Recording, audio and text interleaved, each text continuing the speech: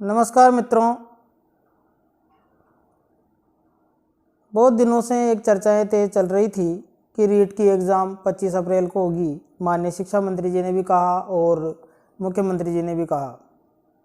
इसमें रीट में छूट का जो प्रावधान था वो अनारक्षित के लिए 60%, SC ST OBC और EWS जिनके लिए 55% एलिजिबिलिटी और दिव्यांगों के लिए 40 और शहरिया क्षेत्र और TSP एरियाज़ के लिए 36% का प्रावधान इन्होंने रखा कि यहाँ तक आप एलिजिबल हैं। लेकिन मित्रों, एलिजिबिलिटी के साथ ही इन्होंने ये भी किया बदलाव कि जो आपके BA में मार्क्स है उसके 10% और जो आप रीट में मार्क्स लाएंगे उसका 90%। अब देखो, दो चीज़ें यहाँ पे क्लियर हो गई कि एक तो छूट दी गई और दूसरा जो है छूट किस में मिली, पात्रता के अंकों में। जो पहले 70-30% था अब वो 90-10% हो गया। लेकिन आपको एलिजिबल होना ही महत्वपूर्ण नहीं है। एलिजिबिलिटी एक अलग विषय हो गया और सिलेक्शन अलग विषय हो गया। मान लीजिए आपको रीट में 60% आपने अचीव कर लिए, आप अनारक्षित हैं, एलिजिबल हैं। OBC ST SC EWS MBC इन्होंने 55 अचीव कर लिया, आप एलिजिबल हैं। लेकिन आगे क्या होगा?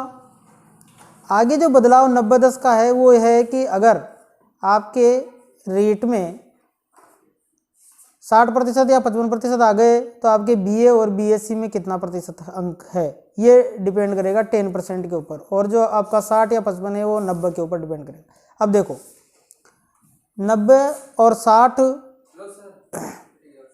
और 10 और BA BSc, कम से कम आप ये सोचें कि मुझे एलिजिबल ही होना है तो आपका सिलेक्शन नहीं हो पाएगा। क्यों? क्योंकि रीट की जो परीक्षा है उसी के आधार पे आपका चयन होना है।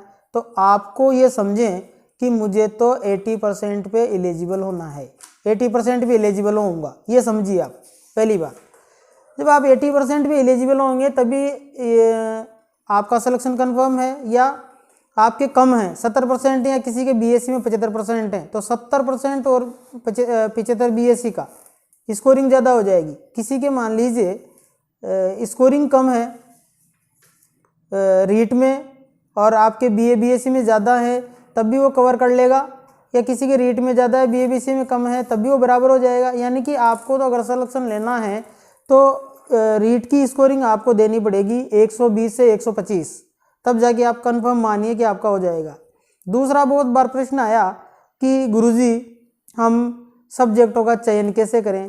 तो आपको जो रीट में जो पहली भाषा चयन करनी होती है वो भाषा वही चयन करें जो शिक्षण का माध्यम होगी। जैसे आपने हिंदी में चयन किया तो हिंदी ही शिक्षण का माध्यम होगी और उसी भाषा को आप उसी भाषा में आप पढ़ाएंगे।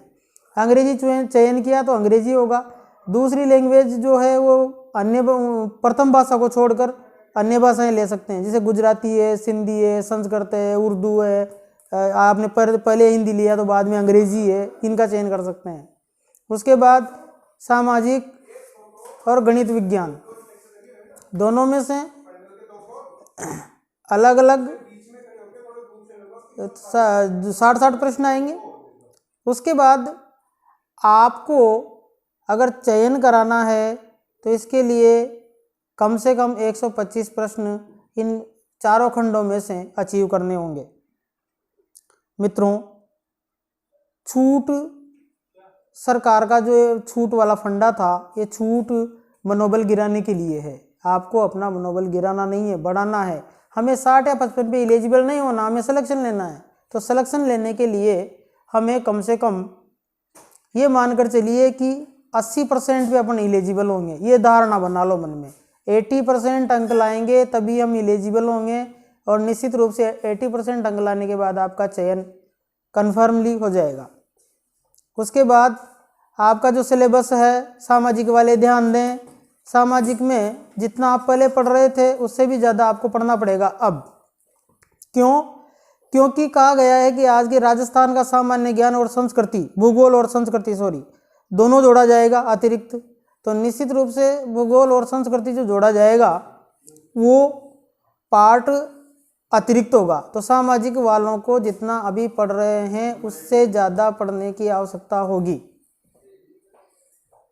यानी कि जितना आपका सिलेबस पहले था वो तो है ही है, लेकिन भूगोल और जो राजस्थान की संस्कृति है वो अतिरिक्त जोड़ी गई है। निश्चित रूप से वो पार्ट आपको अतिरिक्त पढ़ना पड़ेगा। तो पढ़ाई ज़्यादा से ज़्यादा करनी होगी सामाजिक वालों के लिए।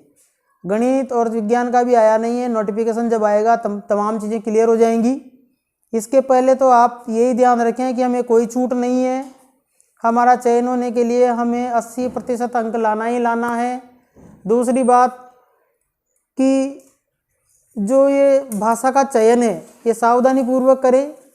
कौन सी भाषा आपको चयन करनी है, अंग्रेजी करनी है या हिंदी करनी है, क्योंकि शिक्षण का माध्यम वही भाषा होगी। सामाजिक वाले विशेष ध्यान दें कि आपको राजस्थान का अतिरिक्त भार पड़ेगा, तो आपको पढ़ने की आवश्यकता अतिरिक्त है। यानी कि आज इस वीडियो में हमने पूरी तमाम चीज़ों की बातें इन छोटे से वीडियो में कर ली, लेकिन फिर भी अगर आपको कोई चीज़ समझ नहीं आए तो आप मुझे कमेंट बॉक्स में बता सकते हैं। डिस्क्रिप्शन में मैं अपने नंबर भी दूंगा, आप उस पर व्हाट्सअप करके अपनी जानकारी ले सकते हैं। और इसके बाद नियमित रूप से आपको बाल विकास से संबंधित कक्षाएं इसी चैनल पर आपको मिलेंगी। जैसा भी आपको लगे कि हमें टॉपिक हमारा कमज़ोर है, हो सकता है कि मैं उसको आपको ज़्यादा बेटर तरीके से बता सकूं, तो आप मुझे कमेंट बॉक्स में ज़रूर बताइएगा कि हमें ये चीज़ें हमारी कमज़ोर है और आप इनको कंप्लीट करवा दीजिए। मैं निश्चित रूप से प्रयास करूँगा, और प्रयास ही नहीं, मेरा प्रयास ये रहेगा कि आप 30 में से 30 अंक लाएँ बाल विकास में, ये प्रयास रहेगा। तो निश्चित रूप से आप मुझे कमेंट बॉक्स में बता दीजिए कि कौन सा मनोविज्ञान का पार्ट आपके कमज़ोर है, जिसको मैं ज़्यादा बढ़िया तरीके से आपको उसको क्लियर करवा दूँ। हंसी हंसी में पढ़ेंगे और बहुत अच्छी तरीके से प्रत्येक कंटेंट को क्लियर करते हुए आगे बढ़ेंगे। तो आप भी जब भी पढ़ें सिलेबस को आगे रखें, प्रत्येक कंटेंट को देखें, उसको हल करें, फिर नेक्स्ट पे जाएं। अगर हम वैसे ही पढ़ते चले जाएंगे रामायण की तरह तो कुछ नहीं होने वाला। तो एक बार फिर बता देता हूँ, आपकी पात्रता 80% पर होगी, इससे कम में आप पात्र नहीं होंगे। 80% इसलिए बता रहा हूँ कि चयन कराना है, पात्र नहीं होना। यानी कि आपकी पात्रता 80% पे। ठीक है, बहुत बहुत धन्यवाद, शुभकामनाओं सहित।